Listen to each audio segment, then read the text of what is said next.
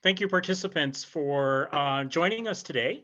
We will wait one more minute so we can get more people signing in, but we will start very shortly. But we've been more than happy to have you tell us from where you're logging in from today. If you want to put something into the chat, let us know where you're from, and we'll get started momentarily. Thank you very much.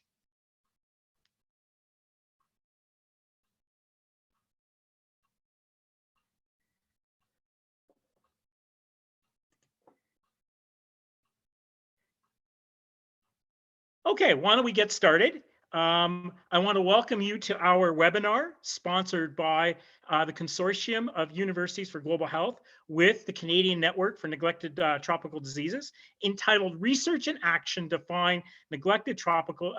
End Neglected Tropical Diseases. I am your moderator, Dr. Kishore Wasan. I'm a co-director and co-founder of the Neglected Global Diseases Initiative at the University of British Columbia, as well as a faculty member in the Department of Urological Sciences and the Faculty of Medicine at UBC. Before we get started, I'd like to take a moment to acknowledge the historic and current relationship that exists between the unceded land on which we live and work and the First Nations, Inuit, and Métis people. So thank you very much for that. So as an introduction, I would like to state the following before we get started with our webinar today. Please put in questions in the Q&A throughout our webinar, and at the end of our excellent talks from our four speakers, we'll have an opportunity to answer your questions and have a meaningful dialogue and discussion about NTDs, as well as hopefully we'll be able to have some final reflections from all of us at the end. So as you well know, there are currently 20 recognized NTDs by the WHO that affect over 1.7 billion people, though I think that might be actually underestimated, over 1 billion of which are children. Most are poor and live in tropical environments. Over 170,000 people die from these diseases every year, but with many more who suffer from severe distress, pain, and long-term disability, diminishing their quality of life and life expectancy. This has a profound health, social, and economic consequences for both individuals and families alike. However, there is hope. These diseases can be eliminated, and 47 countries now report that they have eliminated at least one NTD. Treating these diseases is a public health best buy and one of the most important and noble actions that can improve a child's ability to learn and improve their quality of life. But why are these diseases considered neglected? This is because there is a disproportionate low number of resources dedicated to these diseases compared to the sheer volume and magnitude of these diseases. And as many people will say, we have neglected people with NTDs. Now, Canada and Canadians are proud of their humanitarian role throughout history, have a rich history in playing an important role in the research, in the awareness, and in treating NTDs in an equal footing with our partners around the world. A paper led by Dr. Teresa Goidos from McGill University, published in 2021 in PLOS NTD, highlighted the many contributions by Canadians. And today, we would like to highlight a small subset of the ongoing work by Canadians in their continued fight against NTDs. And so with that, let me introduce our first speaker. Our first speaker is Dr. Alison Krenkel. Alison is an assistant professor in the School of Epidemiology and Public Health at the University of Ottawa, and she is the co-founder and chair of the Canadian Network for NTDs. The title of her presentation today is Reaching the 2030 Goals, Research to Ensure Coverage with NTD Mass Drug Administration. She'll be followed by our student and young professional ambassador, Deborah Ola. And Deborah is our young professional ambassador of the Canadian Network for Neglected Tropical Diseases. And then our third speaker would be Dr. Emily Jenkins. Emily is a professor of Department of Veterinary Microbiology at the Western College of Veterinary Medicine at the University of Saskatchewan.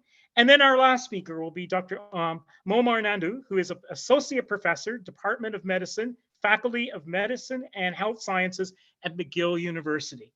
And with that, I will turn it over to Dr. Krenkel to get us started. Alison, over to you. Great, thank you very much. Thanks for the introduction.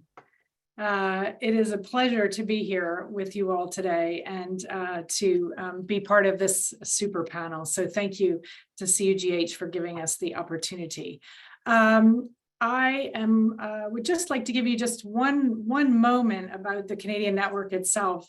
It was founded in 2018, and today we represent over 200 members from across Canada. So the speakers today are each part of the Canadian network for NTDs. And I'm grateful to them for their continued work in support of the network. So I'm going to just talk about my perspectives as a researcher in around mass drug administration.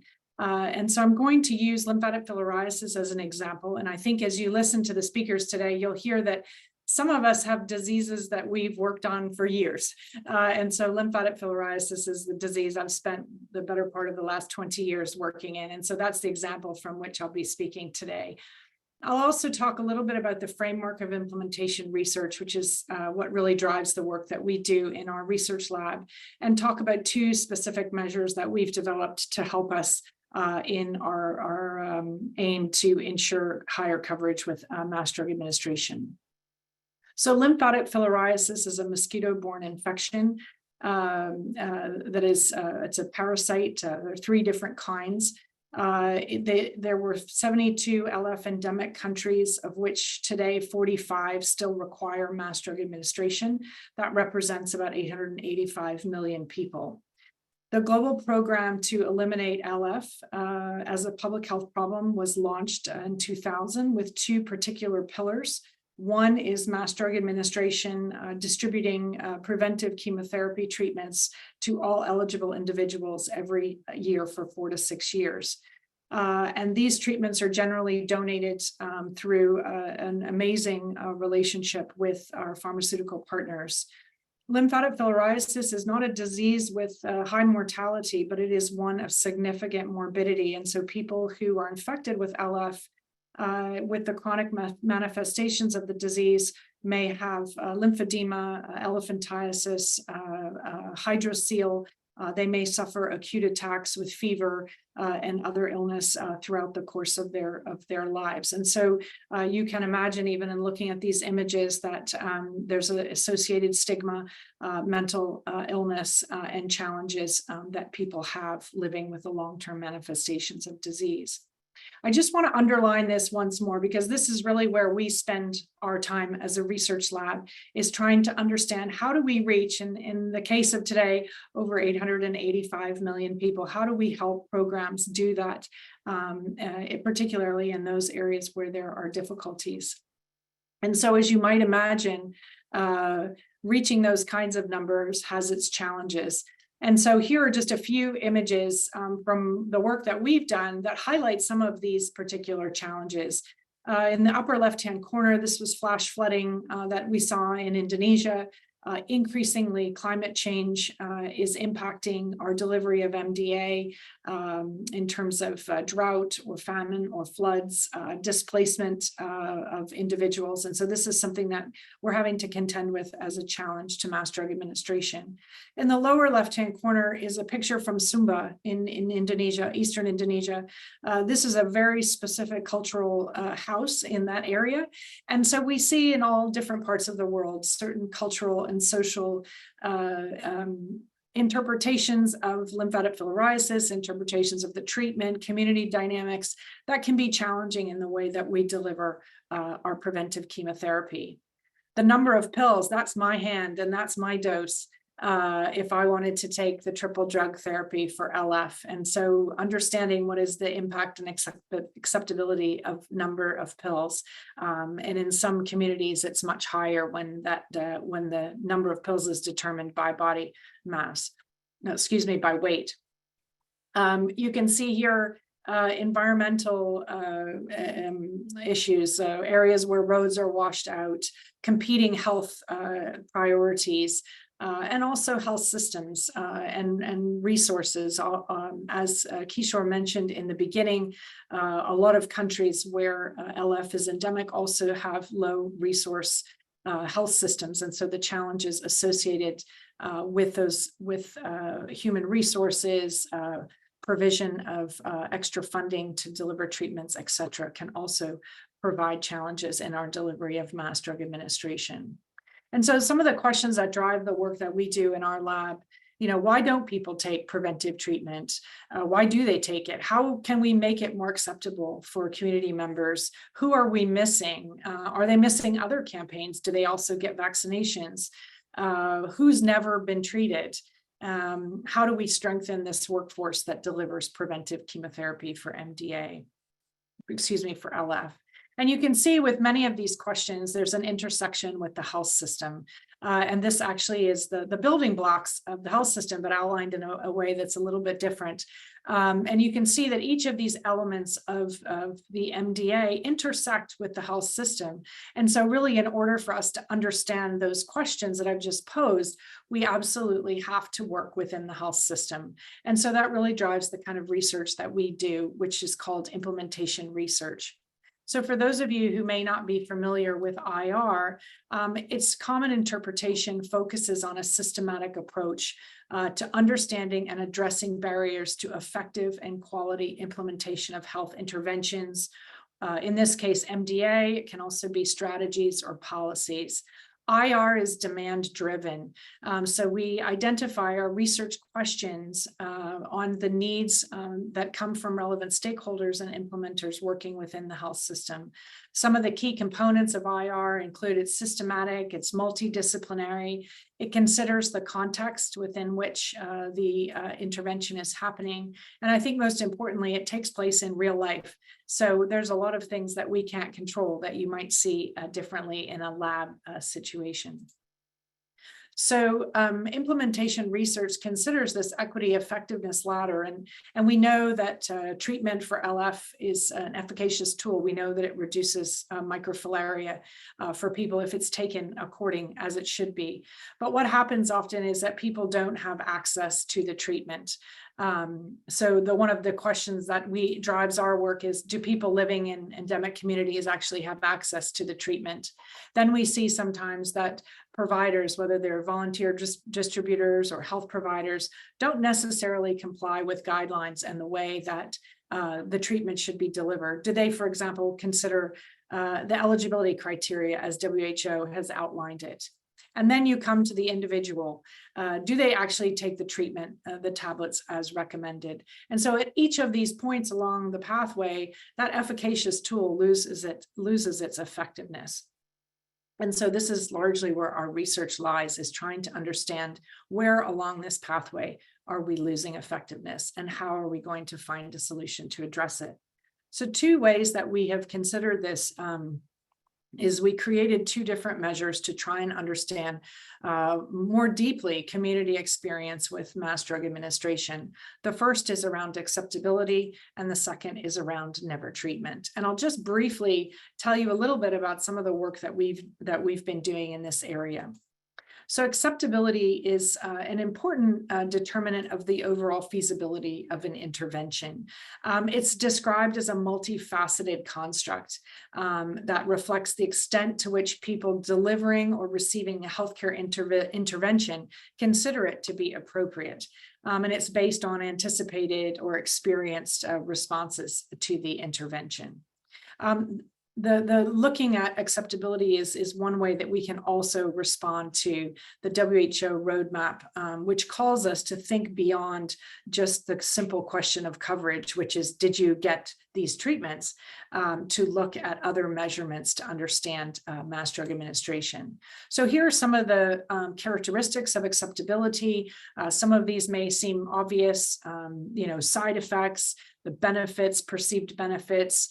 Is it convenient, or how intrusive is the intervention? And so some of these questions are rolled into our understanding of acceptability of mass drug administration. So our lab, we created 9 indicators for acceptability. These are adapted from the field of behavioral research. And so we asked these questions in our community surveys, and then we create a composite score. And you can see on the bottom, the highly acceptable individual would have a score of 36. The lowest possible score you can have is a 9, and the threshold of acceptability is established at 22.5. So we've tested acceptability around the world in different studies. Some of these have been within a clinical safety trial context, and others have been in with community research. What we've learned that if we study acceptability before a mass drug administration is rolled out, we can actually use those results to provide information and help health systems be responsive to current trends. So rather than studying something after the mass drug administration has happened, studying it just before the MDA is going to happen, it helps the health system to be more responsive. We've learned that location is a strong predictor of acceptability, and that those regional differences can help to change and drive a tailored response in social mobilization, which of course is key in the delivery of mass drug administration. We also are getting signals that acceptability does seem to decrease with subsequent rounds, and we've just finished some data collection in Papua New Guinea that hints at that, and so those results are forthcoming. In terms of research for impact, our participation in a larger global study to understand if a new treatment regimen, the triple drug therapy for lymphatic filariasis, if it was safe and acceptable, part of the research that we did contributed to the WHO guideline development process. And so by testing acceptability at the same time that we assessed the safety, that another team assessed the safety, we were able to actually demonstrate to countries, not only was the medicine safe and shown in this massive trial, but also it was shown to be acceptable to people in the community. And this allowed us to actually roll out that intervention in a much quicker fashion than if we had then tested the acceptability after that safety trial had taken place. The second issue that I'd like to raise, or measure rather, not issue, that I'd like to just share with you briefly, is the idea of measuring never treatment. So a study that we did in 2016 in Indonesia, we were sitting around with colleagues at the University of Indonesia, and we started to say, in coverage surveys, we asked, did people take the treatment in the last round? And we said, well, wait a minute, isn't it more interesting to understand those people that we've never reached, those that have never taken the treatment? And so we introduced this question into our research. How many times have you taken treatment for lymphatic filariasis?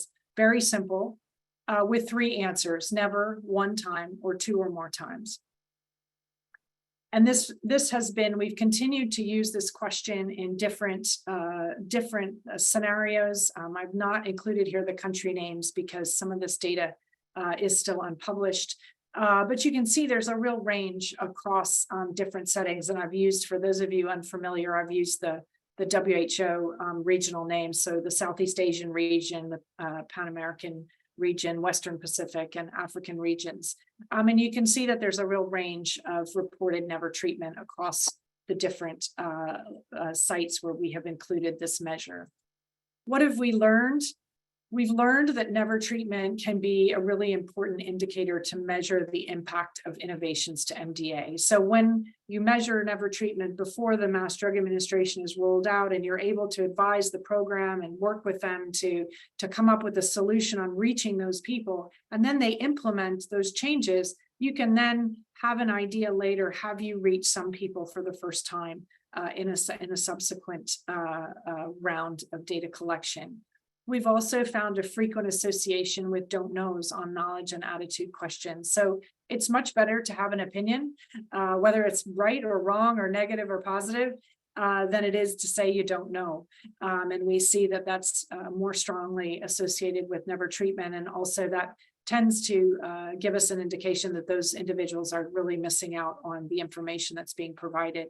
The importance of norms, household members who don't know if anyone else took the treatment within their family, they're more likely to also be never treated.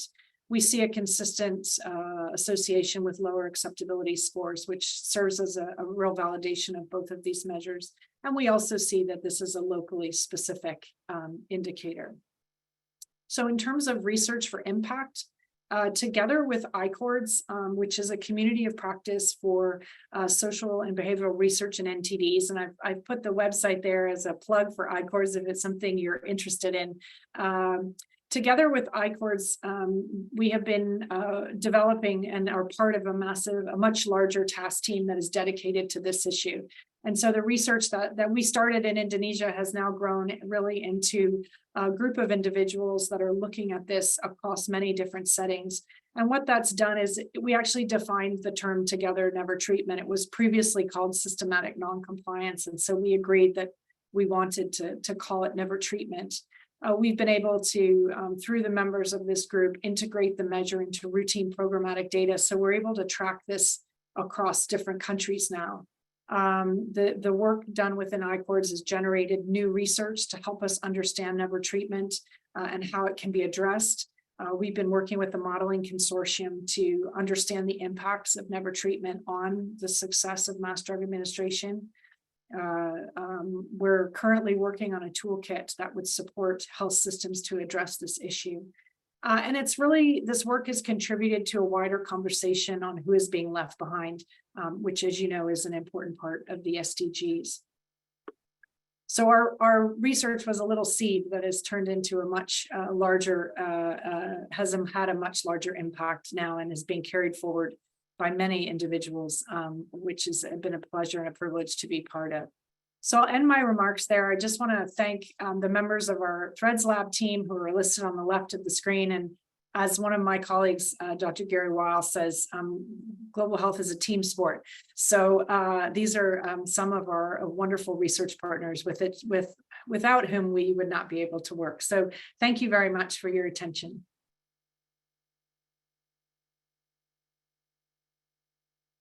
And I'll just hand back to you, Kishore.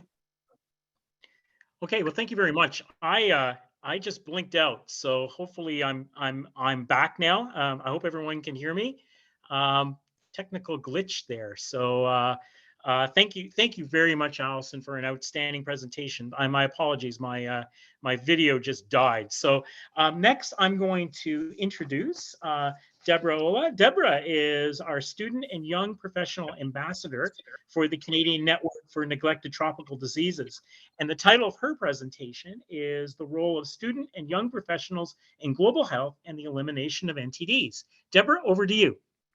Thank you for that. Good afternoon, everyone. As Kishore mentioned, I'm the Student and Young Professional Ambassador for the Canadian Network for Neglected Tropical Diseases this year. And today I'll be talking a little bit about NTDs and the role of students and young professionals in global health and NTD work. So diving right in, so what are neglected tropical diseases? So they're a group of 20 diverse diseases, and they can range from fungal, viral, bacterial, or parasitic diseases, and they can be from the environment, they can be vector-borne or zoonotic as well. They impact 1.7 billion people worldwide, and especially affect those with poor access to health infrastructure and clean water, sanitation, and hygiene. And they're also affecting people who are living in areas of extreme poverty. NTDs disproportionately affect women and girls while also perpetuating a cycle of poor educational outcomes and limited professional opportunities. And they're also associated with stigma as well as social exclusion. And we've seen that the impact of NTDs can be exacerbated by climate change. For example, as global temperatures increase, this can lead to an increase in vector reproduction, pathogen replication, and survival rates. And because of this and so many other factors, NTDs continue to be a persisting issue. So going into a little bit about the network. So the network has more than 200 individual Canadian and international members with 13 organizational members. And we work collaboratively with the Canadian government as well as global health networks and global NTD movements to achieve greater NTD commitments for Canada. The network is entering its 5th year of advocacy as well. It's guided by a steering committee of 15, which include representation from CSOs as well as academic institutions, a WHO collaborating center, as well as an SYP ambassador. So the network has asked Canada to invest $65 million over 5 years towards the prevention and treatment of NTDs in Africa, Asia, and the Americas, especially $50 million for the elimination of trachoma in the Americas, and just ensuring that Canada can invest in supporting countries with minimal domestic funding to reach the WHO's 2030 NTD roadmap goals, which I'll go into a bit later, as well as multi-sectoral investments to address climate-sensitive NTDs and ensuring research and funding for NTD researchers and trainees. So there's different approaches to control, eliminate, and eradicate NTDs, one of them being preventative chemotherapy. So this is where diseases where a strategy does exist and there's tools and there's availability of safe and effective drugs that can make it feasible to implement very large scale preventative chemotherapy. So this looks like mass drug administration, for example, where which involves administering medicines to community members for treatment of these NTDs. For diseases where there's not many cost-effective controls and where there's large-scale use of existing tools is limited, this looks like innovative and intensified disease management, where the goal of action is essentially to allow these diseases to be easily managed within the primary healthcare system and ultimately eliminated as a public health issue. There's also approaches such as vector controls, ensuring clean water, sanitation, and hygiene for all, as well as implementing different One Health approaches. So there's been different approaches to eliminate, eradicate, and control NTDs in the past, one of them being the London Declaration. So this is from January 2012, where different pharmaceutical companies, donors, endemic countries, as well as NGOs came together to sign the London Declaration of Neglected Tropical Diseases. And together they committed to control, eliminate, or eradicate at least 10 diseases by 2020 in order to improve the lives of over 1 billion people. And the idea was that if we work together, combine efforts, as well as pooled resources and funding, we could achieve these goals and we could streamline public health strategies and share messaging and data in those campaigns. And this became the biggest public-private partnership in global health. More recently, we've seen the WHO NTD roadmap by 2030, like I mentioned earlier, and this essentially sets global targets and milestones to prevent, control, eliminate, or eradicate 20 diseases and disease groups, while also integrating the Sustainable Development Goals. So there's 3 foundational pillars here, one of them being to accelerate programmatic action, intensify cross-cutting approaches, as well as changing operation models and culture to facilitate country ownership. Last year, we also saw the Kigali Declaration, which is essentially a global health policy document with the purpose of mobilizing political will and securing commitments to achieve SDG 3, which is the health and well-being, specifically on NTDs, and to deliver the targets that are set out in the WHO roadmap. So some specific targets that I mentioned earlier include by 2030, we hope that 90% fewer people will require interventions against NTDs, and there'll be a 75% fewer NTD-related disability-adjusted life years. We also hope that 100 countries will have been able to eliminate at least one NTD, and we hope to see the complete eradication of dracunculiasis as well as yaws. And also we hope to see an increase in collaboration. So this can look like integrating interventions so that one treatment round can cover different diseases and increase the adoption of skin NTD strategies and ensure that at least 90% of countries have integrated NTD interventions into their national strategic plans. And so this photo is from last year when 46 countries had eliminated at least one NTD, but recently the Democratic Republic of Congo has eliminated guinea worm disease, bringing this number up to 47. So talking a bit about NTDs and global health, it's also important to discuss decolonizing global health and what that looks like. So we need to recognize that we're observing legacies from colonial times and also work to remove any colonial practices. So this can look like taking a post-colonial perspective at the research and practice of global health and fighting against ingrained systems of dominance and power in the work to improve the health of these populations. So then the question is, what can students and young professionals do about this and decolonize global health and participate in NTD work?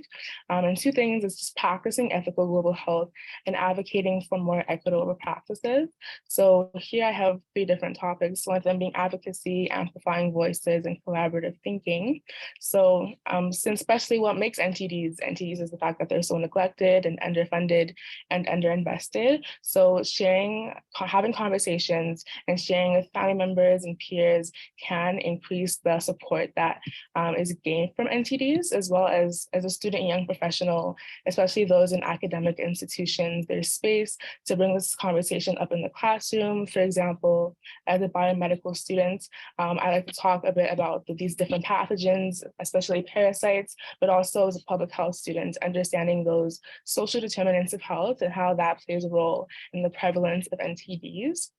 Especially many academic institutions, especially in Canada, have global health initiatives. I go to the University of Calgary and we have a few such as Friends of MSF and Canadian Coalition for Global Health. And unfortunately, even within the global health field, not many people do know about NTDs. So kind of doing that research and getting involved in those initiatives and then bringing NTDs into that space and in that area can be very helpful and beneficial as well.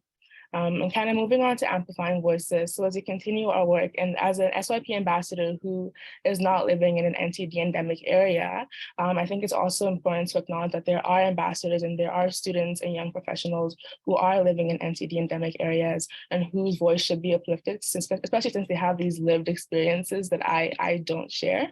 And so acknowledging that those voices should be at the forefront of these conversations and those people should be definitely included in these conversations about what we can do about NTDs and kind of going into collaborative thinking and ensuring that we're bringing everyone's opinions, especially those with those kinds of experiences, to the table as well.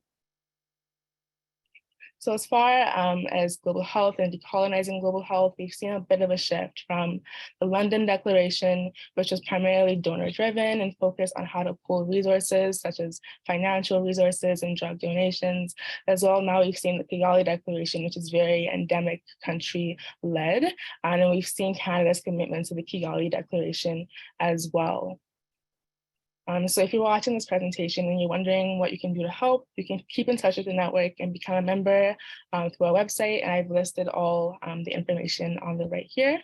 As well, you can write to your MP to ask them to make a statement in the House of Commons advocating for Canada to invest in NTDs and help us share messaging about NTDs through social media.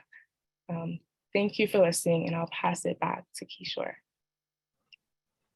Thank you very much, Deborah, for an excellent presentation. And we'll keep on moving forward. Please put your questions in the Q&A and we will address them during our discussion session. Next, I have the pleasure of introducing Dr. Emily Jenkins. Emily is a professor of Department of Veterinary Microbiology at the Western College of Veterinary Medicine at the University of Saskatchewan. And her title of her presentation today is One Health Approaches to Neglected Diseases Abroad and at Home.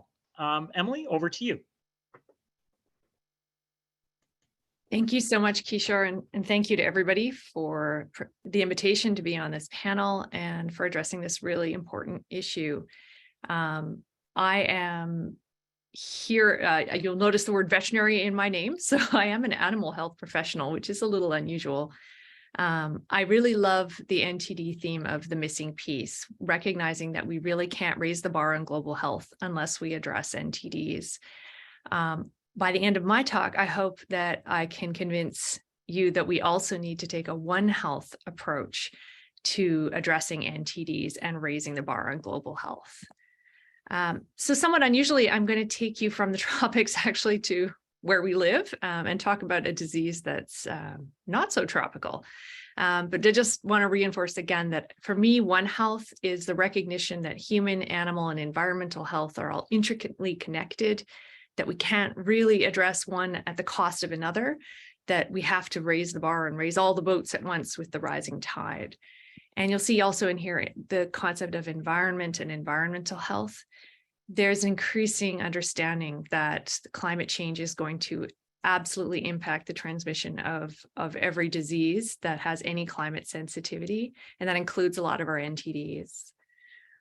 Most of these NTDs really do need this One Health approach because they are either transmitted through the environment, they are vector-borne, or they are zoonotic and have animal reservoirs. And indeed, for some of these animals are key to transmission. And so I'm going to talk to you today about echinococcosis and about dracunculiasis or guinea worm disease.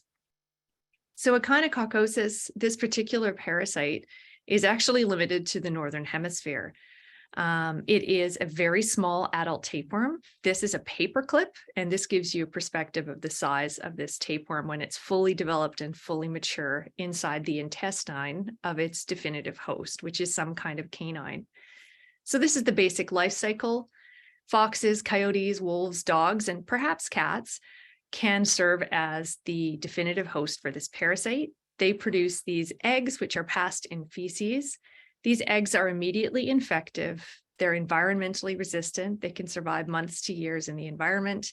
And frankly, they're very, very hard to kill. Probably the best bet for killing these is temperatures above 60 degrees Celsius, below minus 80 degrees Celsius, or very, very strong bleach solutions. So these eggs, once out in the environment, in the natural cycle that involve wildlife, would be ingested by a rodent intermediate host, so some kind of wild mouse, lemming, or vole. They accidentally ingest these eggs, and they develop inside that rodent to a larval stage in the liver of the rodent. This larval stage is actually more like a parasitic tumor than it is like what you would picture a tapeworm to look like. So it takes over the liver of that rodent, a series of cysts that can then metastasize throughout the abdomen and even outside the abdomen of the rodent. So that whole life cycle gets completed when a wild carnivore or a dog comes along and ingests that rodent, usually the whole thing, but along for the ride goes the tapeworm. So that when the dog ingests the rodent, it also gets infected with the adult form of the tapeworm eventually. Where we unfortunately come into this life cycle is if we accidentally ingest those eggs in food or water, we can develop alveolar echinococcosis as well, which in humans may not fully develop, but does behave like a very aggressive and nasty parasitic tumor, starting in the liver and metastasizing throughout the body. And before we had modern methods of chemotherapy and surgical management for this disease, it had a 90% case fatality rate. It's still not a disease you want to get diagnosed with, but we do have better prognosis now with modern tools and early detection. So we have a standard life cycle, and this is what I taught my vet students for decades.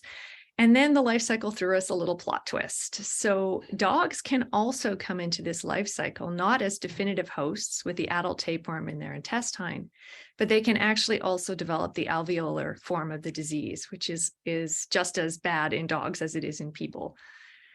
And we've now done quite a bit of work within Canada to show that in 2009, we detected the first dog case in British Columbia, and we've now seen multiple dog cases in Alberta and Saskatchewan.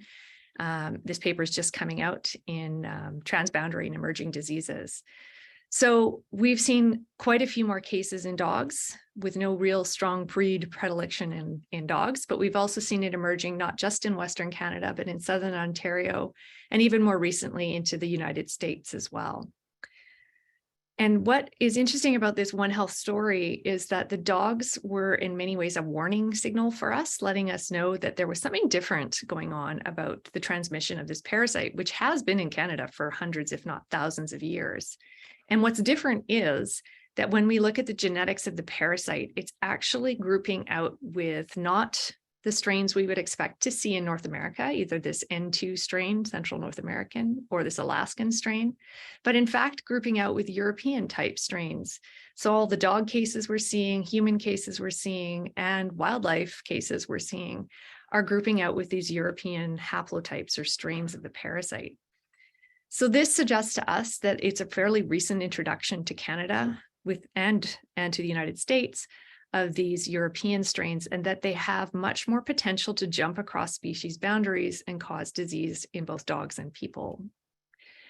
And indeed, unfortunately, we are seeing an emergence of endemically acquired cases of AE in people in Canada, and primarily focused in Alberta and Saskatchewan, where we have seen the majority of our canine cases as well. So that's just to remind us that neglected tropical diseases are neglected, but not always tropical. This one definitely is tropical. This is not my work, but it's an amazing story about the need for a One Health approach. So I'm going to introduce to you the guinea worm, or Dracunculus medinensis. This is actually the origins of the rod of Asclepius, this stick with the snake around it. It actually recognizes a very traditional method of removing guinea worm from the skin of a person by gradually wrapping the worm around a stick and turning it slowly so as to not break the worm. It's a truly horrifying disease. One of the ways this parasite completes its life cycle is by creating these blisters, which are indescribably painful and fiery. This is a truly biblical disease. It was described in the Bible as well. So it's been around a long time. So it's no surprise that in the 1980s, this was one of the diseases targeted internationally as one we need to eradicate. And at that time, over 20 countries were endemic for guinea worm, and there were at least 3.5 million cases per year. And it has been the target of a very successful eradication campaign. By 2021, we were down to 15 human cases worldwide, with only 7 countries remaining to be certified free. The reason this disease was targeted for eradication is that it met very specific criteria that at the time, in the 1980s, it was thought that if we could eliminate it in people, we would eliminate it, period, that people were the only host, and that transmission to people was exclusively waterborne. So there was a clear path to intervention and success for eradicating this parasite. This is the life cycle of the guinea worm. So the adults are in the skin tissues. When the person, very understandably, immerses their burning blister in a water source, the female worm emerges and deposits larvae into the water. Those larvae then invade a copepod, a small aquatic invertebrate. It undergoes some development in the copepod to an infective 3rd stage larva, and then people got infected by drinking water that contained these copepods with 3rd stage larvae. That was the life cycle as we understood it when we set out to eradicate this horrible disease. And then we got another plot twist in our life cycle. So the first case of guinea worm was described in dogs in Chad in 2012. And as of the last report, there were almost 800 infected dogs and 65 cats in Chad. So that really brought home that this wasn't, it is not a strictly human-only disease, that there are animal reservoirs of this parasite as well. The other plot twist was that through research, they demonstrated that dogs weren't getting infected from drinking water, that they weren't really susceptible to the waterborne routes of infection. And so we had to revise this life cycle one more time. This life cycle recognizes it's in a zoonosis, but this is the current life cycle of guinea worm disease as we know it. So there's a whole foodborne route that we didn't know about before we recognized this as a zoonotic disease. So dogs, we think, get infected by ingesting what we call paratenic hosts in the life cycle. They're transport hosts. So these frogs or fish that ingest those infected copepods, the L3 can go along for the ride. And when a dog eats an uncooked fish or fish guts or catches a frog and eats it, it gets infected with a 3rd stage larva. And we don't actually know how much of human transmission could be through these foodborne routes as well. The other thing we don't know is, are there wildlife reservoirs, which would really be a challenge to eradication. So there are some really success. So that what's great is that the One Health approach has now expanded from the very successful human eradication program to now trying to eradicate this disease in dogs. So in areas where guinea worm is endemic in dogs, people are incentivized to look for these blisters that herald the position of an adult female worm. They then try to get that parasite to emerge into water that can then be discarded away from any water sources and end that life cycle. So bringing it all together, what do these two diseases in different parts of the world have in common? They both need a One Health approach, both from a research perspective and also an action perspective. So guinea worm diagnosis is fairly simple, and I say fairly. In people and in short-haired dogs, you can certainly see those blisters. It would be a little bit harder in a long-haired breed. But once those blisters appear, you have a pretty good idea that the animal is infected. Very critically, there's a reward offered for people who report guinea worm disease in dogs. And this reward is really important because the way that they can manage this disease is to tether the dog away from water until those worms are removed. Now, a tethered dog can't feed itself. It needs to have water brought to it. And so there's a whole bunch of extra costs and maintenance involved in trying to break this life cycle in dogs, which is why that reward is really important. Also, breaking the life cycle involves not feeding fish guts or frogs to dogs. There's outstanding research questions about cats and wildlife reservoirs. And finally, one I have is, so we just saw a beautiful example of a parasite switching from its usual hosts, humans, in its desperation to whatever it could find, which included dogs and cats. How zoonotic are other species of Dracunculus? We have at least 2 species in North America in our wildlife that are in otters and raccoons. Never heard of human cases, but clearly this parasite may have more zoonotic potential than we thought. Closer to home where we live, dealing with Echinococcus is a little bit difficult. Diagnosis is very complicated in dogs. I showed you the size of that parasite. It's pretty much microscopic. So the best methods that we have for telling whether a dog is infected are copper PCR methods, which are only just becoming available for dogs in North America, as well as a blood test for the alveolar form in the liver of dogs, which is, to my knowledge, only available here in my lab completely for research purposes. We don't have any mandatory reporting in dogs or wildlife in most of North America. Breaking the life cycle, again, seems easy, but not so easy. How do you prevent dogs who have access to the outdoors from consuming wild rodents? And so here is another problem where this is a public health problem, but the management of it relies on individual pet owners paying quite a lot of money to treat their dogs. So we have a great drug that works really, really well to eliminate Echinococcus in dogs. But for a big, large breed dog, it's probably about $90 a month. And because of the way the life cycle of this parasite works, we recommend deworming these high-risk dogs on a monthly basis. So that's asking somebody to spend over $1,000 a year on deworming. And then finally, managing that human-dog wildlife interface, that's a huge challenge. We have coyotes come right into our urban green spaces. There are interfaces in dog parks, even in urban areas, let alone remote and rural areas. So One Health problems are wicked problems. They require everybody at the table to address them, not just human health or animal health professionals, but people who give us environmental perspectives, community perspectives, ecological perspectives. So just to end on a note, that one of the reasons we think we have European strains of Echinococcus in Canada is that it probably came in with dogs. For the moment, there's no requirement for testing or treatment to bring dogs into the country, except that they don't have rabies. So it's very important to remember that when we bring animals around the world, they bring a whole zoo inside them as well. So I will end there, and I'm not sure who I'm passing the baton to. I think back to Quiche. Yeah, thank you so much, Emily. My apologies, everyone. My video has died, so this is what happens with technology. But I'm not the person you want to see anyway. Emily, outstanding presentation, and I think One Health is definitely will play a prominent role in many conferences. Dr. Martin has just sent out that it will be part of the Consortium for Universities Global Health meeting in Washington, D.C. in April 2023. So with that, let me go to our last speaker, last but certainly not least, Dr. Momar Nandor. Momar is an associate professor in the Department of Medicine in the Faculty of Medicine and Health Sciences at McGill University.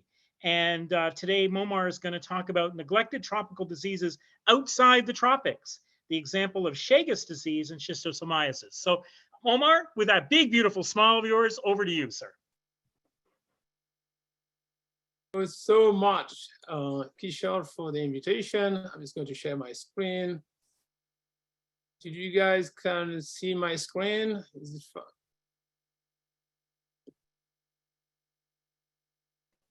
Yeah, I think, yep, we can see it now. Thank you very much. Excellent. So thank you for this invitation, and also thanks for the great talk given by Alison, Deborah, and Emily. So I'm going to talk about some disease, the NTDs outside the tropic. And the example I'm going to give here is really the example of Chagas disease and schistosomiasis. Let me see if I can, oops, looks like it's not, okay, I have to click here. So before moving on, I definitely would like to point it out that even being in Canada, absolutely, thanks to the government of Canada, we have the Canadian Reference Center for Parasitology, because Canada can face a lot of disease. US have the CDC, we have the NLM, but the NRCP is dealing with anything related to parasite in human. On the left side, you can see, I put it in a red, most of the blood-borne parasite, the foodborne parasite, you can see them, and also the waterborne parasite. Of course, you can tell why toxoplasma is in the food and water, but that's why I put it in purple and blue. Being an academic also, of course, I have some activity of research. Most of them, I can say even all of them related to NTDs. The activity are biomarker discovery, which is extremely important if you want to move forward. Drug screening, because we need better drugs for this neglected disease. And of course, absolutely important, if you can vaccinate. There is almost no vaccine for these NTDs, especially for the parasite. By doing the biochemical discovery, we can find some good molecules that can be used, and also good antigen can be used to better refine the diagnosis for NTDs. Today, I'm going to talk more about Chagas disease. There is no way I can stand a day talking for most of the disease one by one in terms of drug screening, vaccine, and diagnosis. But I'm just going to focus on schisto and Chagas disease. Chagas is a blood-borne parasite. If you travel in endemic country, Central, South America, or Mexico, you can be infected by the Kissenberg. Seeing here, trichomoniasis. 18 million of people are infected. 50,000 of people die annually from Chagas disease.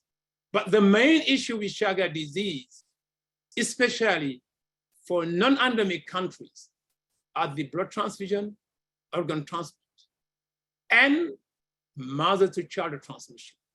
Documented up to 4 to 5 years. People can be born in developing country, endemic country, move to developing country, and carry disease, and they don't know the status. The disease tend to be very chronic. 10, 20, 30 years, people develop mega syndrome. They are not aware of the symptoms. They don't know of the disease. Unfortunately, there is no communication between cardiologists, gastroenterologists, and even obstetrician. We have to establish the bridge, because people develop some mega syndrome, megaesophagus, megacolon, and cardiomyopathy. If you see this map, you can tell that most of developed countries experience Chagas disease in their territory. And this is all from migrants. Here in North America, documented by the CDC, our friends and colleagues, Karen Byrne and Susan Montgomery, they found and published a lot of triton birds living in US in the south. And if you look in this map, they are spread all over the place in USA. With the global warming, we have to make sure, and we have to think about this can be even spread in Canada. There is a lot of reservoir, including raccoon, armadillo, coyote. My friend Emily was just mentioning about also the canidae. What we learn in Canada, most of the biotic in North America, they use squirrel monkey for test their drug. And this is by random. When I came here in 96, went back to Antwerp Institute of Tropical Medicine, Merck Frost was experiencing some issue with the squirrel monkey. Very good. But when they do the examination in the blood, they found something moving, which is the Trypanosoma cruzi. We do our job, establish a good test, and publish the paper. There is few cases of transmission in Chagas disease in the past.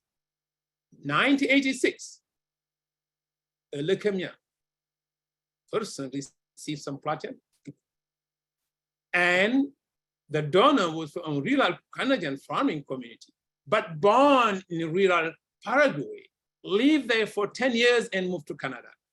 He's unaware of his disease. He gave his blood. 2000, another case. This is of the tips of the iceberg. A leukemia patient received 294 blood components. The donor from rural Canadian farming community also, but born in Germany, lived in Paraguay as a child and moved to Canada. There is a problem. The Canadian government, Health Canada, organized a meeting, and they call it Blue Ribbon Committee in Pacific Disease. CDC was invited, American Red Cross, Canadian Border Services, IMA Quebec, and us. That was in 2002. At the time, there was no FDA-approved test for screening. In 2007, because I'm part of the American Society of Tropical Medicine, IGN, we organized the preclinical meetings course saying Chagas disease, the American trypanosomiasis, is no longer an exotic disease. Absolutely. We need some collaboration if you want to tackle the disease. In 2008, the government of Canada, Health Canada, thanks for the government, organized a 2-day meeting in Ottawa in 2008, only focusing on Chagas disease again. We only start the blood screening in Canada in May 10, 2010. There is a seroprevalence study questionnaire we ask for people for the selecting screening. Yes, when we look at it, people publish, a lot of people was infected for Chagas disease. When we look back, there was already some vertical transmission was happening inside the countries. This is, again, the tips of the iceberg. If you look this one, it's a female, 28 years at that time, asymptomatic, no travel other than North America, North Dakota, Minnesota, mom and grandmother, born and raised in Canada, but the mother received blood component. In 1978 and 1983, passed it through the child. Another cluster family in Winnipeg that was published in the Canadian Medical Association Journal happened, and another one through EMA Quebec also, because this is a cluster that came to visit the J.D. McLean Center for Tropical Disease. As you see, the entire family was infected. What we say there, with the blood screening, Canadian clinicians will increasingly see patients with Chagas disease and should know how to manage it appropriately. In the actuality, there is a group of people who publish also in Philadelphia, proving that the bedbug can, or maybe a good competent for treatment of case, which pose a huge risk of transmission for Chagas disease and public health issue. How to diagnose? Easy in the acute phase, but very difficult in the chronic phase. When you get infected with Chagas disease, the antibody is there almost for 10 years. The PCR, most of the time, are useless because the parasite is not the African thrips, it's hidden in the cells and in the fat. So PCR might be negative. What is left? There is a problem. Yes, you can screen, you can say it's a positive, but we need something also for people who are already infected and they need the treatment, and they should also know when they should stop the treatment, which is toxic, because there is only 2 compounds used to treat trichomonas crazy, which are nifurtimox and benzodiazole. All are toxic. Some clinicians give it 30 days, 60 to 90 days. We have a collaboration with the DNDi, Dr. Nick's initiative based in Geneva. I'm not showing you all the work we did and published on Chagas disease, looking for biomarker treatment and so forth, so on. But this is just an example of vertical transmission happening in Argentina with the collaboration with DNDi. We were able to find some biomarkers well-defined. This is what we're using at least to help people in developing country, helping people in developing country also when they get this treatment, especially in these children when they get this toxic treatment. Now I'm going to move for schistosoma quickly, which is very important. Schistosoma, if you look at it, is one of the deadly after malaria. In ideal worlds, if you travel, absolutely in the tropics, if you go all together, when it's hot, we want to jump and get to the fresh water. But we have to be careful. If you see in the left, healthy liver, on the right, fibrotic. What's happened is if you have jump in the river, have a schistosoma snail, they can release the parasite. And the female can release up to 300 eggs per day. What's happened is this will travel, stuck to the liver, and the female will release, and the things will be stuck in the liver and this pathology. The problem, 1 billion of people are at risk. Annually, there is more than 300 million of people who die annually for schistosoma. Yeah, we can control molecular, but the problem, they can kill other fish. Praziquantel is the only FDA-approved drug for mass administration, and people don't have access to water. They have always to go to the river. What we can do? People are at risk. It's a problem. Travel increases the spread of the disease because this is a public health issue when people come. Susceptible to HIV people, even is worsening the prognosis of infected people. Children, for infertility, genital retardation of growth. The animal reservoir, extremely difficult to eliminate, but also outbreak in developing countries. There is some hybrid right now happening. And this is a good case, outbreak in France, Corsica. So lack of water, IgM, flood, there is a flooding, results in parasite spreading. Global warming, increase the risk. Annual wood loss, you can see big number. This sum does not include the cost of public health, medical care compensation, and illness. What we would like is the dream. Can we bring this number to 0? That's why, since that even if you treat the people, mass of administration, people can be reinfected again. I think we have to combine drugs, treatment with vaccination.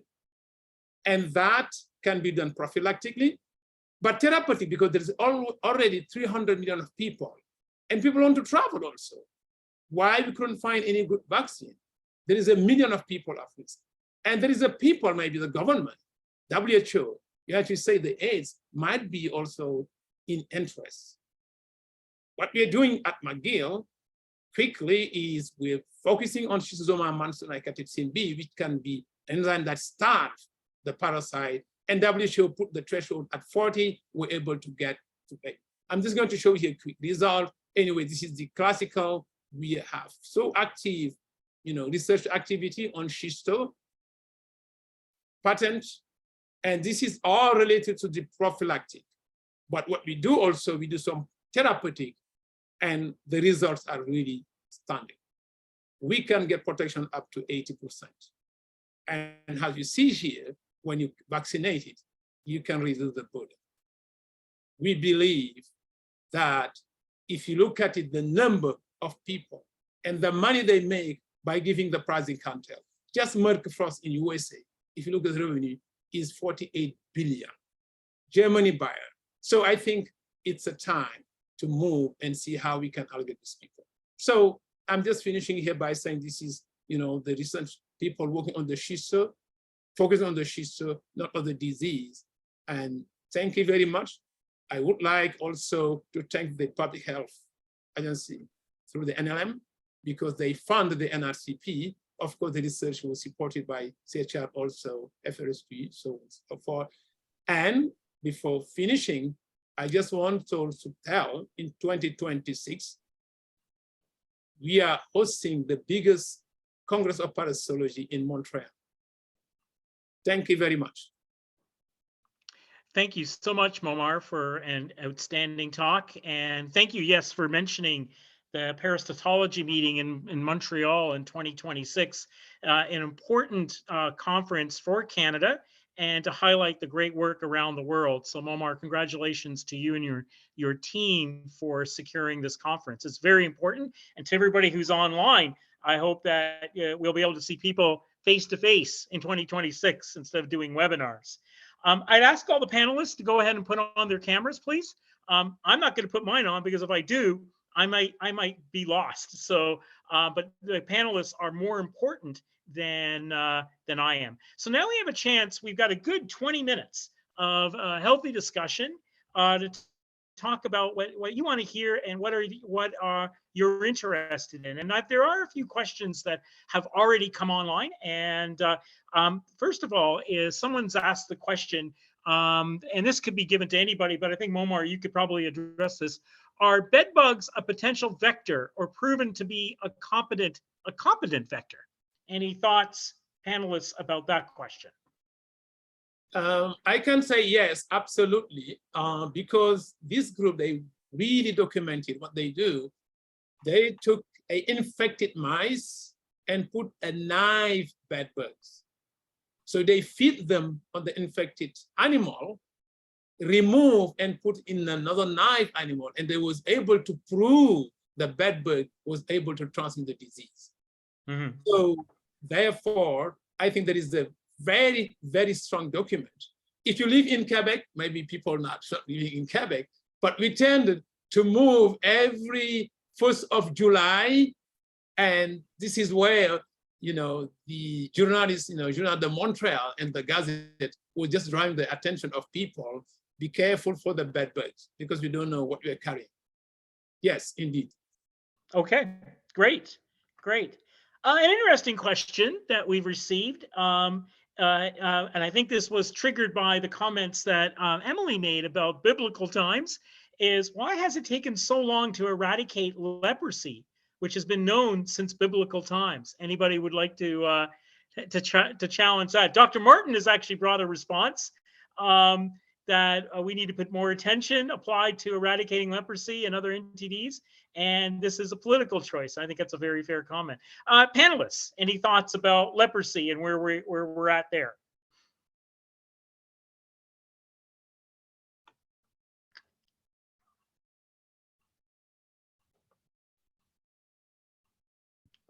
And just, Emily, you go ahead on the science side. I was going to look at the, Go ahead, I was Emily. think of the social side. No, I was going ahead to pass the buck to Allison, because it is certainly something that's come up quite a bit in our CN/NTD steering committee meetings.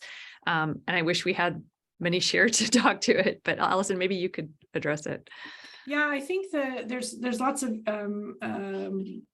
there's a lot with leprosy, and I just as a moment of disclosure, I'm not a leprosy expert. There are 20 NTDs, and as you've seen today, we do tend to specialize in a few of them, but not all of them. But I would say, from my understanding of leprosy, there are still some questions around transmission that are still not clearly answered. And I think also, with leprosy, as in all the NTDs, they do not affect, they affect people living on the margins of society, people who are living in stigmatized situations, who cannot contribute to their communities, to their economic development. And so they don't really have a voice to advocate for their own needs, and their own treatment. And so when you imagine so I think that's one issue that's pertinent to leprosy and to other NTDs. And I think also when we consider national budgets, you know, how a Ministry of Health considers its financing for health, because NTDs are disabling, most of them, some of them obviously do have mortality associated with them, but many, the burden is really around the disability that they cause. That often does not get the same press time and the same investment as diseases like HIV, malaria, or TB, which have higher mortality. But I think what we are recognizing is just the massive importance of addressing these diseases because of the morbidity and the disability that they cause, and the way that it impacts a child's development or someone's growth and ability to participate in their lives. So that's not necessarily a leprosy specific question, but answer, but I think that's part of the challenge that we've had with leprosy, and also just absence of good research and due to lack of funding, not lack of individuals, but yeah. And I think if I can add to that, this is Kishore. I think again, that's the issue with NTDs, is that choices have to be made. Political will and financial will have to be made, and I think leprosy has been left behind because of it. And I think that is a significant issue.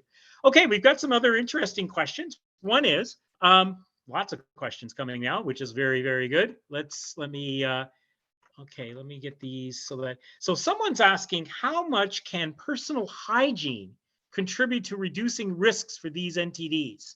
Anybody would like to take a challenge of that? Personal hygiene. I'll try. Anyways, I think the word is too specific for me, because personal hygiene, I don't know if you should say global. I can tell I born in a village where we didn't have access to water at that time, and it's still in Senegal, in the village. Mom was blind until she passed away. So if you say personal hygiene, I will say definitely it will be difficult, because we have to talk about access of water. If you don't have water, there is no hygiene. And most of the people they have access water only on the river. It's still the case in some part of the world, especially in Africa. So to tackle this, I think there is a lot of things to be done to fix this issue. Hygiene is a very important component, but hygiene, correlate with water, access of water. Just one thing to add, if I may, Kishore, for lymphatic filariasis, for example, in trachoma, having access to clean water is really important to minimize those infections and the damage that they cause. So not only in prevention, but also some of the chronic manifestations can actually, having access to clean water is really important. I will add, sorry, this is what I say to the residents also. If you get schisto because you're in contact with fresh water. There isn't anywhere else you can get schisto if you're not in contact with fresh water. Because those people are living on this endemic area, they don't have access to the clean water, therefore, they have to go to the river. This is where the cell carrier are and the snail. Excellent, thank you. So another question is, would you say that hospice and palliative care has a role to play in the management of NTDs? Anybody want to take that on? Lots of smiling faces. Allison? I think it's, when you, well, I think that I would argue that with this, I'm thinking of LF where you have significant disability, and particularly when you have somebody who has had really lived a long time with the disease and has a very big leg, and there's just not very much that you can do at that point.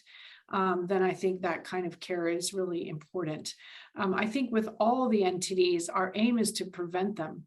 And prevent them from developing into these into the disabling conditions that they can become. So, we're really, I think with LF, we really try and approach both the prevention and the disability management at the same time.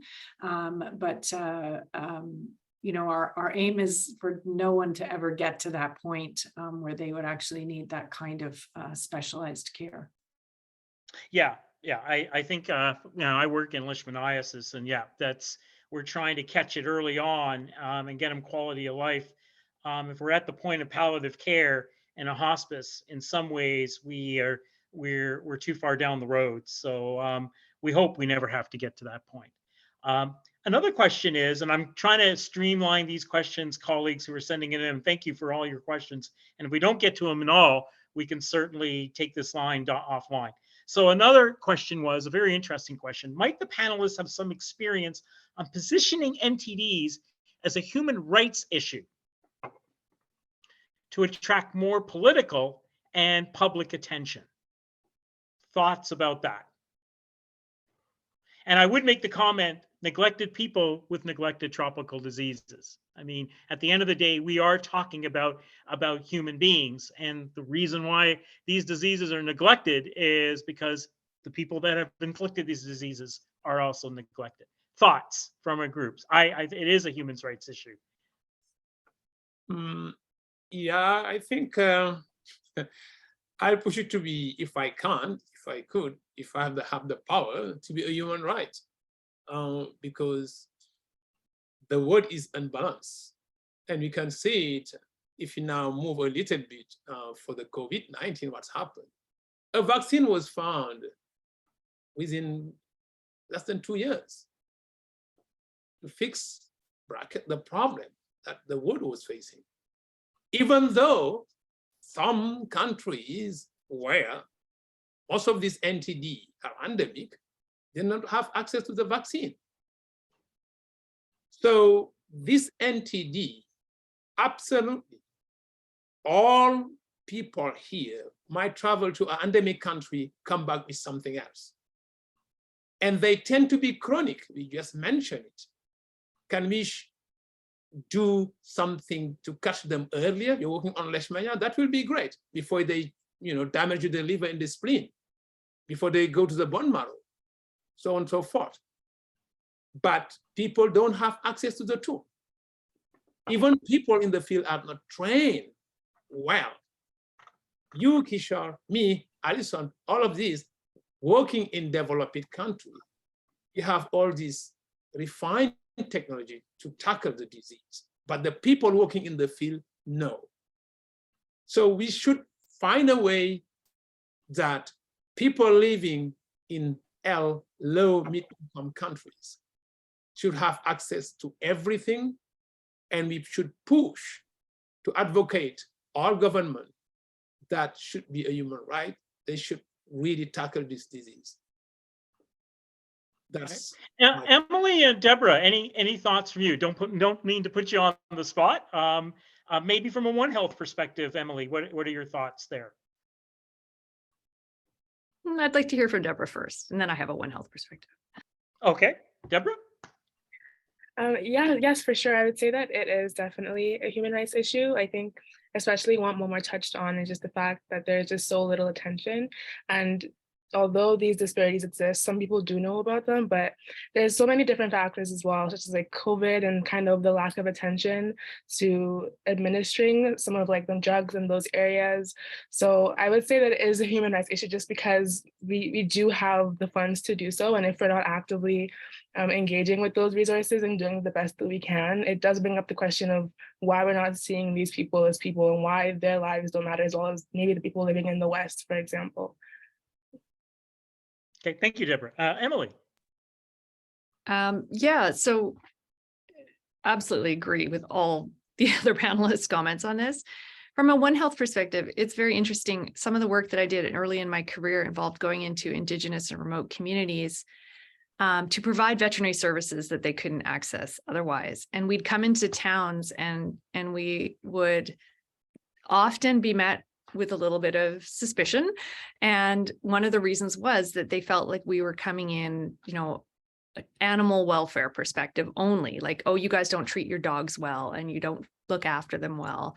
And so they were cautious until they realized that we were coming at this with an approach of, you know what, we need to improve the health of dogs because that also has a huge piece for community health. Vaccinating your dogs for rabies protects the people in the community. Deworming your dogs protects people in the community.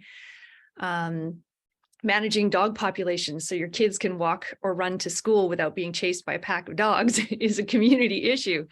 And so for me, again, I think this just speaks to the fact that you cannot take a single perspective. You can't just come in on, we're going to raise the bar on dog health without taking that bigger picture of the community as a whole. Yeah. I think you're absolutely right on that. I mean, so the next question is, what are the key factors hindering the global target of eliminating NTDs? Does climate change affect this? I'm actually happy to see this question because I was going to ask about the relationship between climate change and the progression of NTDs. Any thoughts about that? I can talk a little bit just about climate change and how that affects NTDs. So I talked a little bit about it in my presentation, but also absolutely go for it.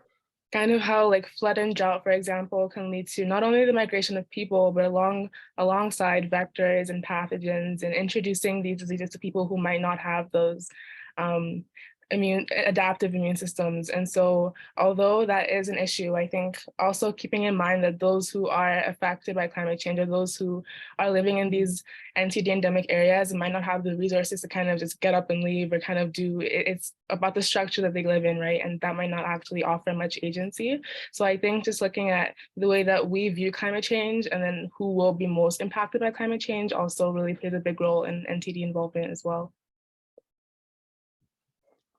I like to make a comment about this. I'm actually doing a climate change project with my son, who is in plant soil science at the University of Saskatchewan.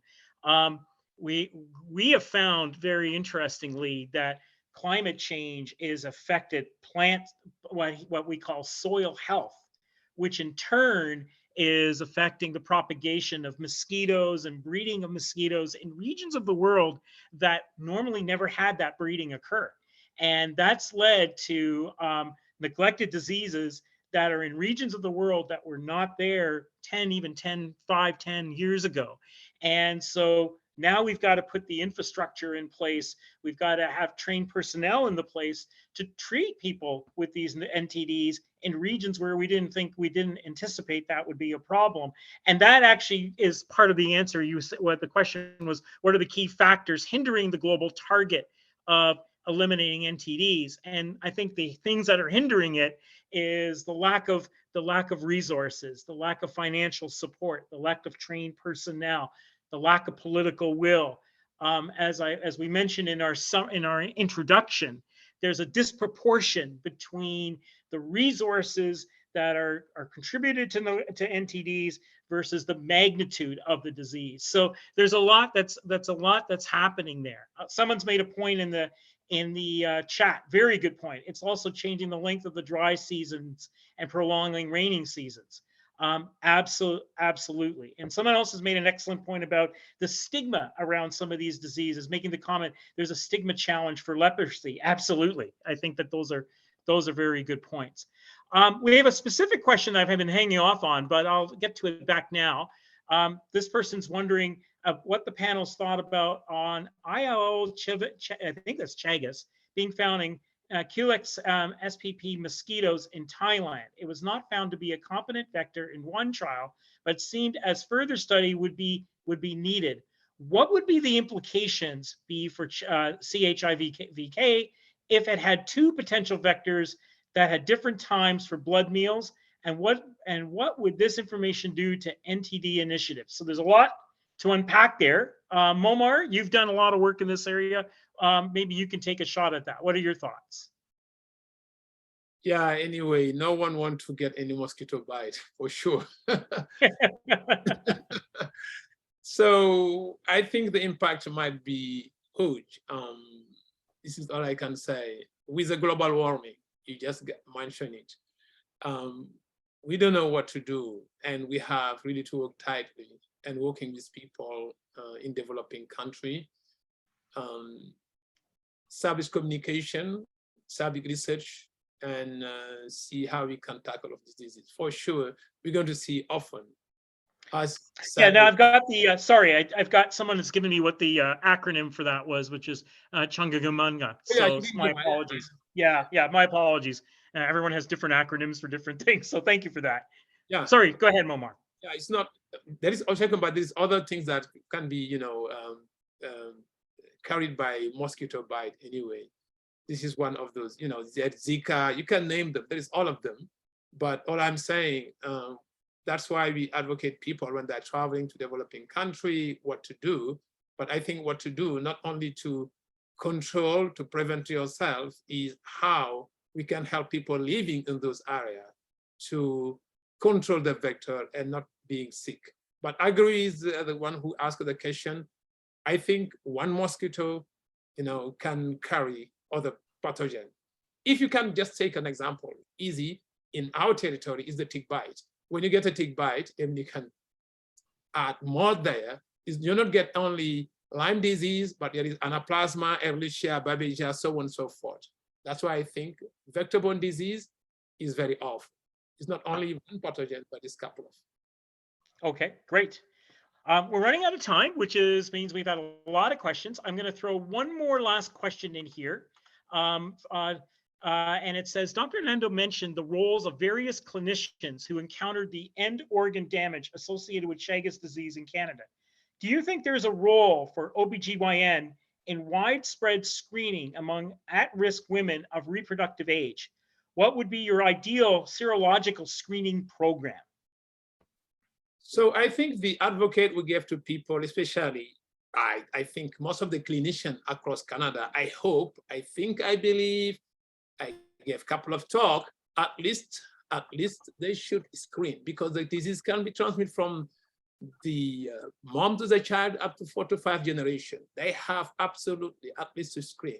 If they're giving anyone who got transfused with blood, they have also to look at them also, because nobody knows. We have a good serology here, and all the confirmatory tests we have developed at the NRCP are Western blot. So what Canadian Blood Services was doing on MR Quebec, when they screen, when they have a reactive, they send it to us for confirmatory testing. So we have the PCR, as I say, sometimes it's useless, don't look at it on the blood, under the peripheral blood, but at least the serology, this person was exposed, at least infected one time with Chagas disease, Trypanosoma cruzi, and you can do some management. Okay. Well, we're at the end of our session. There is lots of dialogue and people asking for people's email address. I'll let CUGH and Jenna and Dr. Martin coordinate that. Thank you very much for the positive comments in the chat. These are outstanding speakers, but they're a subset of the great work that Canadians are doing with our partners around the world in an equitable fashion to help make an impact and difference in regions of the world that are inflicted by these devastating NTDs. I think on a closing comment, I want to thank first all 4 of our panelists for taking time from their busy schedules for being involved. Thank you very much. Outstanding talks. We purposely set these talks up to give you the breadth and depth of what's happening with Canadians and Canadian researchers. And this is really only a touch or really a tip of the iceberg of what's been going on. Again, I refer to you a recent paper from Dr. Goidos and colleagues at McGill University and members of our CNNTD who are authors on this paper that was published in just last year, or about a year and a half ago now, 2021, where they did a scoping review of all the great work that Canadians have been doing in NTD. So you're welcome to look at that paper. That's in Plus NTD. It's also been tweeted out in a number of different places. Thank you, Emily, for putting it in the chat. So you're welcome to look at that paper. And I think the last comment I would make before we close the session is we have a lot more work to do. I think that there is a lot of important collaborations, a lot of advocacy, a lot of things that need to be done for everybody to work together to make these from being neglected tropical diseases and neglected diseases to being non-neglected diseases.